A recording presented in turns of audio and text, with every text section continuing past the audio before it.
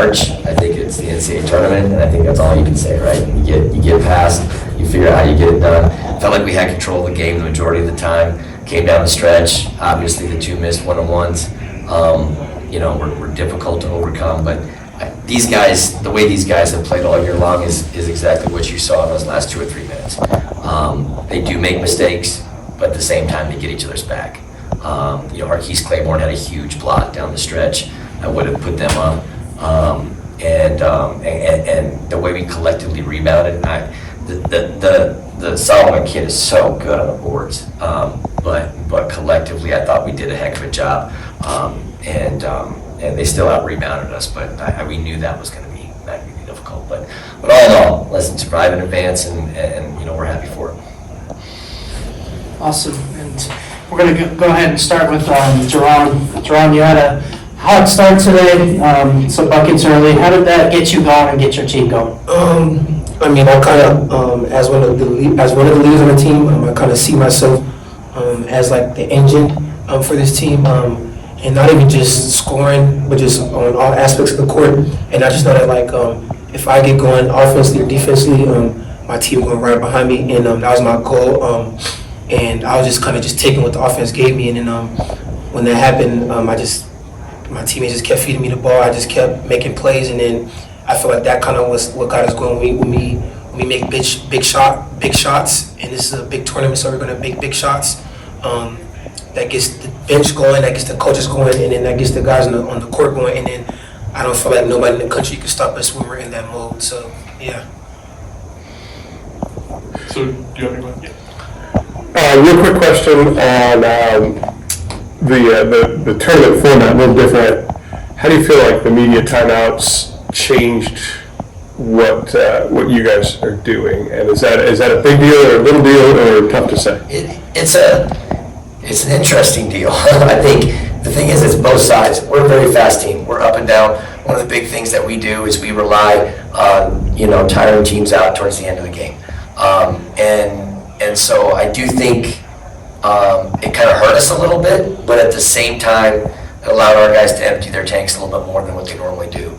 So it was a give and take on it, but I think you saw a little bit of it in that in that 12 to 6 minute mark in the second half. I felt like we really started putting the pedal down and started to pull away a little bit, and I felt like that was a big part of it. But yeah, I'm not sure. I'm not sure if it's one way or the other, if it was good or bad, or if it hindered us or not. John, you passed Drake on the career rebounding list. Did you know that? Yeah. Well, coming into the game, I think he needed 8 more. He was like, "Jaron, just get 7 more." And so I kind of knew him beforehand, but I know he just texted me. I know he's happy for me, but that's somebody that's one of the seniors that was above me that I looked up to that helped me get to the point where I am today. So I was definitely happy to pass him in that aspect. And obviously, rebounding is really important today. Yeah. How did you guys control the boards the way you did in the second half and fight for them? I feel like it just game rebounding. Coming off of Widener game in the MAC chip, I feel like we kind of just kept those principles from that game. A lot of people throughout other games of the season, we've been used to we've been able to get away with Zur, LJ, or Kev on the boards, and then leaking out, which I am definitely somebody that does that often, leak out, because I'm a transition player. But we know number 33 was an offensive rebounding dog. So we kind of took it upon ourselves to just game rebounding, and when we get the rebound, just push on transition. And I feel like that gave us a lot of good open shots from the 3, and when it comes to getting to the rim as well. So we just kind of carried over the same things the coaches told us from the conference chip game.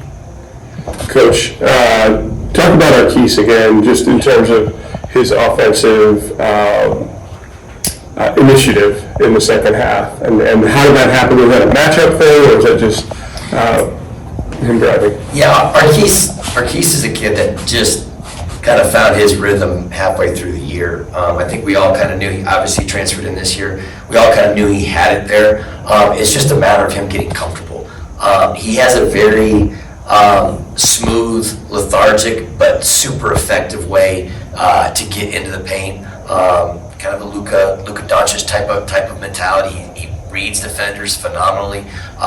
It wasn't anything that we set out to do, but we did know that we could take an advantage in those situations, and that's who we are. Like we are a dribble drive type of team that can try to get in and make teams close out on us, and I thought he did a phenomenal job with that down the stretch. Just big effort for us all the way around. So we're super pleased with him. So, Coach, so the point guard for TCNJ, Nick Koch, 18 a game, 4.5 assists a game. Talk to me about your game plan for him today. pray.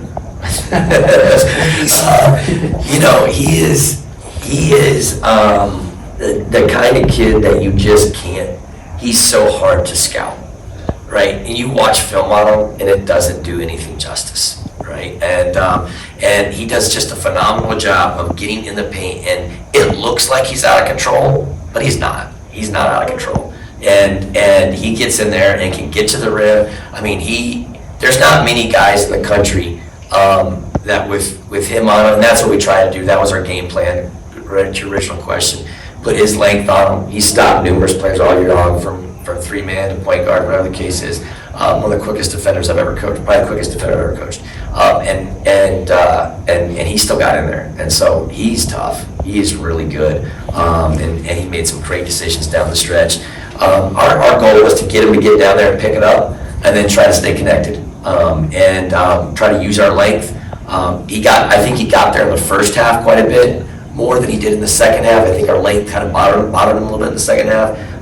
But that was our goal. I sat down, look at there, and see they had 5 guys in double figures. I'm like, how in the world did we win that game? And so he did his job, that's for sure. Getting those guys, and the shooters are so tough too on the perimeter. So, but yeah, that was the game plan. Jaron, you shot 8 for 12 from the field and 2 for 4 from 3. Throughout that game, there were points where it didn't look like anyone could stop you, but there were points where you were deferring a little bit to your teammates and you wanted to get them in the game a little bit more. How do you know during the flow of the game that you need to maybe stop being a scorer and more of a facilitator? Offensively, my teammates kind of call me like a microwave. Like, I feel like I'm streaky at times when it comes to shots. Like once I hit one shot, like it's kind of all I need to kind of like get it going. And once I kind of get it going, I take advantage of that. Just keep shooting the ball, keep being aggressive, and then once kind of the other team, I feel like, tries to make an adjustment to kind of focus on me a lot more than they should, kind of disrespect my other teammates, then that's when I kind of defer. And I feel like that makes us all the more dangerous because you can't just worry about number 0. You got to worry about 4. You got to worry about 8. You got to worry about 15. I'm sorry, I suck with numbers. But so yeah, that's kind of what I do. I keep attacking, and then when they start focusing on me, having not just the man guard me, but the other 2 guys kind of staring at me as well, I kind of take advantage of that and kind of give my teammates looks. And I feel like that is also like what gets us going. That you can't just worry about one player. You got to worry about all 5 on the court, because all 5 I feel like can get you double figures easily. So yeah. Let me add to that a little bit, real quick. This kid's special. Like, what he's done at Eastern University, taking little old Eastern University and literally taking him to 2 NCAA tournaments is unreal, right? We stood in the same area, not the same area, but it was in Marietta 2 years ago. And the first thing out of his mouth when they were asking questions was, "We're going to be back." And that stuck out in my mind for 2 straight years. And I've never been around a more determined player in my 20-year career of coaching. So when you ask those questions, he is going to play it off a little bit, but he's literally put this team on his shoulders and done it shooting 10, 12, 14 shots a game. Not doing it shooting 20, right? And his field goal efficiency is through the roof. It's amazing what he's done, and to get on the fact that I think he's one of the best defenders in the country, hands down, like not even close. But yeah, Just gotta brag on my guy right here. All right, well, thank you for your time, really appreciate it. Yeah, best of luck Best of luck tomorrow. tomorrow. Yep, What appreciate time's it. the game tomorrow? 6:55. 15. 15. Is it gonna be packed tomorrow? Oh, yeah. Well,